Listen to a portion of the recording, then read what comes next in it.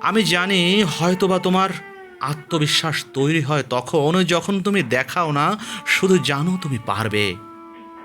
এই পরিশ্রমের মুহূর্তগুলোই তোমাকে ভিন্ন করে তুলবে, যখন অন্যরা থেমে যাবে। আর তোমাকে ভিন্ন করে তোলার কারণ সাফল্য তো কোনো ম্যাজিক নয়, এটা এক টুকরো নীরব ধারালো প্রস্তুতির ফল। দেখো, সময় মানে আত্মা গঠনের যন্ত্রণা। জানো এটা? না, হয়তো বুঝতে পারোনি। ঠিক আছে, তো যারা জানে না তাদের বলছি, যারা নিজের উপর কাজ করে তারা সময়কে অপচয় করে না, সময়কে বরং সঞ্চয় করে। কেননা সময় তো অপচয় করার জিনিস নয়। সত্যি বলতে, যাদের কাছে সময়ের মূল্য নেই, অপচয় কী জিনিস তারা এটাও বোঝে না। তারা জানে না অপচয়ের অর্থ। তোমার মধ্যে লুকিয়ে থাকা তুমিকে বের করে আনতে হলে সময়কে আয়নার মতো ব্যবহার করতে হয়। দেখো, যতক্ষণ না তুমি নিজেকে বোঝো ততক্ষণ তুমি দুনিয়াকে বোঝাতে পারবে না তুমি কে। বাইরের গোলমাল থামিয়ে অন্তরের নীরবতা শোনার অভ্যাস গড়ো। সেখানেই তোমার পথ চলা শুরু। তৈরি হতে থাকবে নতুন ছন্দ, রক্তের ভিতর সৃষ্টি হতে থাকবে নতুন অনুকণা। যারা নিজেদের তৈরি করে নিতে শেখে তারাই ধ্বংসের মাঝে নির্মাণ করে। জেনে রেখো, নিজের ভেতরটা সাজাতে শিখতে হয়। নিজের ভেতরটা সাজাতে শেখো, কারণ বাইরের সাজসজ্জা ঝড়ের সামনে টিকতে পারে না। মনে থাকে যেন, এই দুনিয়া কখনোই প্রস্তুতির সময় তোমাকে কদর করবে না, সমীহ করবে না, কিন্তু ফলের সময় সবাই পাশে থাকবে। নিজেকে গড়ার সময় যারা তোমাকে দেখে না তারা তোমার সাফল্যে হিংসা করবে, তারা তোমার সাফল্যের হিসাব কষবে। এটাই নিয়ম। সময় মানে শুধু ঘড়ির কাঁটা নয়, সময় হলো নিজের হৃদয়ের মধ্যে টিক টিক করে বয়ে চলা শব্দ। যতদিন না তুমি নিজেকে সময় দাও, ততদিন পৃথিবীর কাছে তুমি একটা অসমাপ্ত খসড়া মাত্র। খড়কুটোর মতো উড়ে আসা জঞ্জল, পরজীবী। এই পৃথিবীর মাটি কামড়ে পড়ে থাকা অপ্রয়োজনীয় কিছু। দেখো, আমি বলতে চাইছি, প্রতিযোগিতা নয়, পার্থক্য গড়ো। দুনিয়ার সাথে দৌড় নয়, নিজের গতির সাথে তাল মিলিয়ে হাঁটতে শেখো। প্রতিযোগিতা কাউকে শ্রেষ্ঠ করে না, নিজের ভেতরের গভীরতা মানুষকে আলাদা করে। সবাই যদি একই পথ ধরে চলে, সবাই যদি একই দিকে হাঁটে, একই জিনিস ভাবে, একই রকম করে, তাহলে আলাদা হবার জন্য অন্য রাস্তা বেছে নিতে হয়। তুমি নিজেকে প্রতিদিন 1 ইঞ্চি এগিয়ে নাও, তোমার গতির মানদণ্ডে, তোমার গল্পের গতির মতো। দেখে নিও কি মারাত্মক ঘটনাটাই হতে পারে। বিশ্বাস করো, তুমি অবাক হয়ে যাবে তার ফলাফল দেখে। তুমি চিন্তাও করতে পারবে না। তুমি যদি অন্যকে দেখে চলতে চাও, নিশ্চয়ই তুমি পিছিয়ে যাবে। তাহলে কখনো কখনো নিজের পরিচয় তুমি ভুলে যেতে পারো। নিজেকে ভুলে যাবে, আয়নার সামনে নিজেকে অপরিচিত বলে মনে হবে। নিজের আত্মপরিচয় নিয়ে সন্দেহ পোষণ করবে যে আমি কে। বিশ্ববিদ্যালয়ের রোল নাম্বার তোমার বড় পরিচয় নয়, তোমার মূল পরিচয় হচ্ছে তুমি বিশ্ববিদ্যালয়ের ছাত্র। এখানে আমি বোঝাতে চাইছি যে তুমি নিজেকে কিভাবে ভাবো।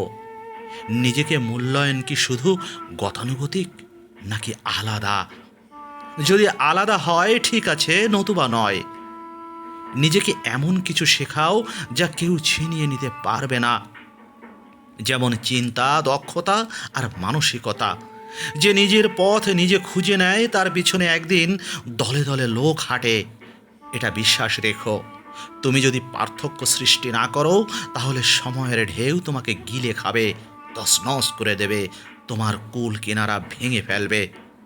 এই ঢেউ এতটাই ওজন যে টন টন ভারী পানির নিচে তুমি তলিয়ে যাবে। সুতরাং দৌড় না, বরং দাঁড়িয়ে নিজের অবস্থান তৈরির কৌশল শেখো। আরেকটা বিষয় মনে রাখলে নিজেকে মেলে ধরতে সহজ হবে, সেটা হলো সীমাবদ্ধতাকে সিঁড়ি বানাও। জীবনের প্রতিটি সীমাবদ্ধতা তোমাকে থামানোর জন্য নয়, তোমাকে তৈরি করার জন্য। যদি বাড়িতে পর্যাপ্ত আলো না থাকে, তুমি আগুন জ্বালিয়ে কাজ শুরু করো। অভাব মানেই সব শেষ নয়, এটা একটা শুরু, যেখানে লড়াইয়ের মানে বদলে যায়, সময়ের পার্থক্য ভুলে থাকা যায়, নিজের জন্য বস্তুগত উদাহরণ তৈরি করা যায়। তুমি যে জায়গা থেকে এসেছো না, সেটা হয়তো পিছিয়ে পড়ার মতো, কিন্তু তুমি যা হতে পারো তা অসীম। বিশ্বাস রাখতে হবে। বারবার মনে করিয়ে দিচ্ছি যে তোমাকে একটি কথা, সেটা হলো পাহাড় না টপকালে পাহাড় চড়ার সৌন্দর্য বোঝা যায় না, আর সে কারণেই পাহাড়ে চড়তে হয়। এটা বলা ঠিক তোমাকে বোঝানোর জন্য। বুঝতেই পারছো আমি প্র্যাকটিক্যালি তোমাকে পাহাড়ে চড়তে বলছি না। নিজের সীমাবদ্ধতা মানে নিজের চরিত্র তৈরির খাতা, যা দিন শেষে তোমার পরিচয় দেবে, কারণ ওখানে লেখা আছে তোমার সারাদিনের কর্মের ফিরিস্তি। তুমি যেখানে আটকে আছো, সেখান থেকেই সৃষ্টি করো ভবিষ্যতের মহাকাব্য। নিশ্চয়ই তুমি বুঝতে পারো যে দুনিয়ার সেরা গানগুলো জন্ম হয় কিন্তু কষ্টের গর্ভে, সুখের উৎসবে নয়। আর সুখের সুর মূর্ছনা তৈরি হয় ওগুলোর বিপরীতে। তোমার সীমা তোমার অক্ষমতা নয়, সেগুলো তোমার বিকাশের মানচিত্র। তুমি যদি বেছে নাও সীমাবদ্ধতাকে নিজের অনুপ্রেরণা বানাতে, কেউ তোমাকে দমাতে পারবে না। আর হ্যাঁ, যেটা আরও আগেই বলা দরকার ছিল, তা হলো প্রতিদিন নিজেকে নতুন করে সৃষ্টি করো। তুমি প্রতিদিন এক নতুন সংস্করণ হও, আগের চেয়ে ভালো, আগের চেয়ে তীক্ষ্ণ। যতবার তুমি নিজেকে ছাপিয়ে যাও, ততবার তুমি ভবিষ্যতের কাছাকাছি যাচ্ছ। তুমি শুধু বেঁচে থাকো না, নিজের ভিতর আলো জ্বালাও, যাতে অন্যের আধারেও পথ দেখা যায়।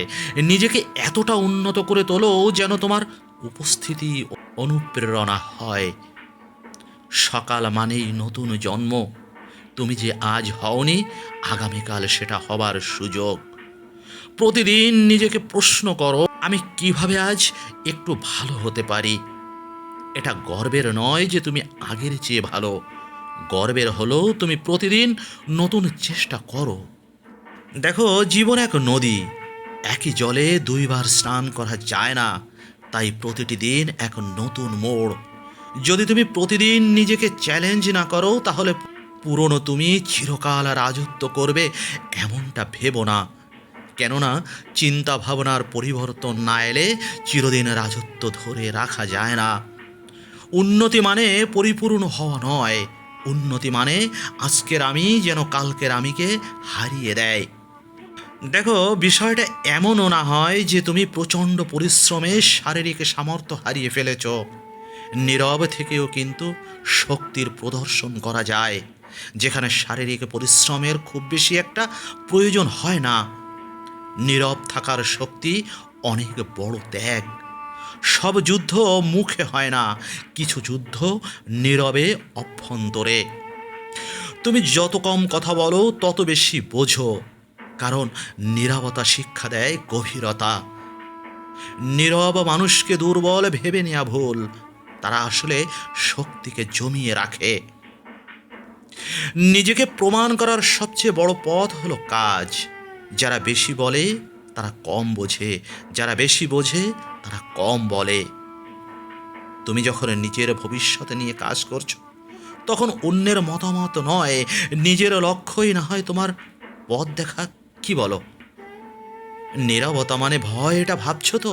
না, নীরবতা মানে ধ্যান, প্রস্তুতি আর আত্মার শক্তি। নিজের চেষ্টার শব্দকে উচ্চারণ না করে ফলাফলের শব্দকে কথা বলতে দাও। তুমি যখন সময় মতো কাজ করবে, তখন সময় তোমার হয়ে কথা বলবে। দেখো, শালীনভাবে বিহায়াপনার অভ্যাসটাও একটু নিজের মধ্যে রেখো। কেননা ক্ষেত্র বিশেষ সমাজের ব্যঙ্গ হোক তোমার শক্তি। লোকজন হাসবে, ঠাট্টা করবে, তোমার স্বপ্ন নিয়ে খিলখিল করবে, তো হাসুক না, তাদের হাসতে দাও। একবার ভেবে দেখো, এতটুকু ব্যঙ্গ বিদ্রুপ যদি তোমার দিন বদলায়, ক্ষতি নেই তো তাতে, বরং লাভ।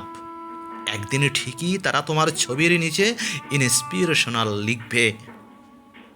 তুমি যত উপরে উঠবে তত মানুষ তোমার নিচের গল্প জানতে চাইবে। এটা নিয়ম। আজ যারা তোমাকে অবহেলা করছে, কাল তারা তোমার সাক্ষাৎকার চাইবে। সমাজ সবসময় তৈরি ব্যক্তির সম্মান করে, তৈরি হবার পথে থাকা মানুষকে কখনো সম্মান করে না। তুমি যদি সমাজকে সন্তুষ্ট করতে যাও, তাহলে নিজের অন্তরকে খুশি করতে পারবে না।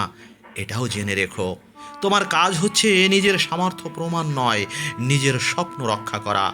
তোমার যাত্রা সমাজের চোখে নয়, তোমার অন্তরের আলোয় নির্দেশিত হোক তোমার যাত্রার গন্তব্য। হাসাহাসি, অপমান, এসবই একদিন তোমার অনুপ্রেরণার চাবিকাঠি হবে, তুমি দেখে নিও। তাই সমাজকে নয়, নিজের আত্মাকে প্রশ্ন করো, তুমি কি হতে চাও? আমি লিখে দিতে পারি, তোমার উত্থান হবে এতটা উত্থান, যেখানে মই লাগিয়েও অন্যরা তোমার ছোঁয়ার দুঃসাহস পাবে না, যদি তুমি না থেমে যাও। পথ যতই কঠিন, বিজয় তত মধুর। থেমে গেলে হেরে যাবে, আর এগোলেই উড়ে যাবে, এটাই বাস্তব।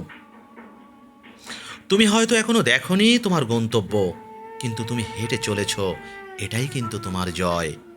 যতদিন তুমি চলবে ততদিন তোমার উত্থান অনিবার্য।